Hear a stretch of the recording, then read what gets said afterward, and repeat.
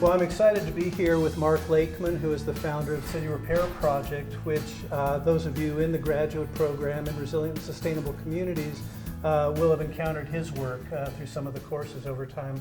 And as I was telling Mark earlier today, I've just taken endless inspiration from the kinds of projects that you've been doing with City Repair over really 20 years now.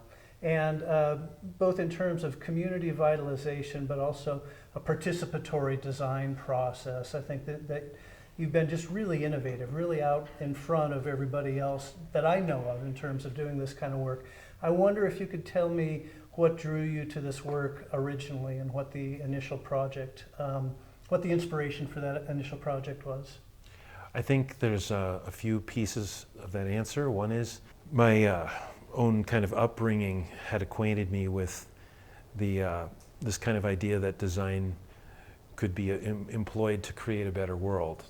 That design ultimately was a problem-solving and an essential problem-solving mechanism and an essential aspect of a truly democratic society.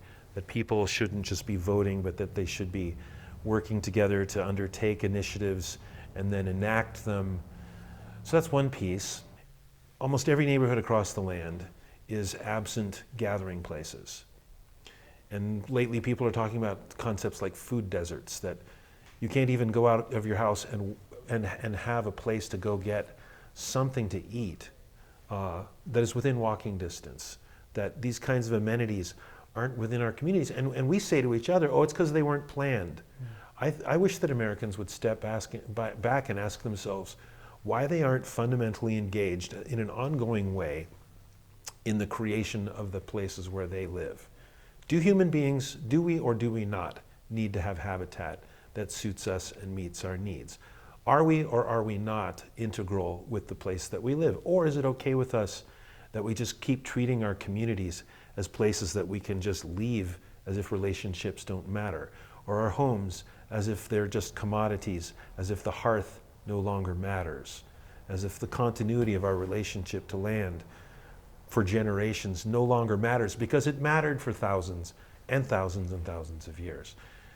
I think we're in a fix. I think we're in a set of challenges, and the absence of gathering places in our communities is one of the ways that people can tell that something is not quite right. Like every American can step outside of the door and say, hey, where's the village square? No wonder people don't talk to each other in the community where I live. And then you can start answering those questions, hopefully with action that leads you to create those places, because the story's not over. We can still make these changes.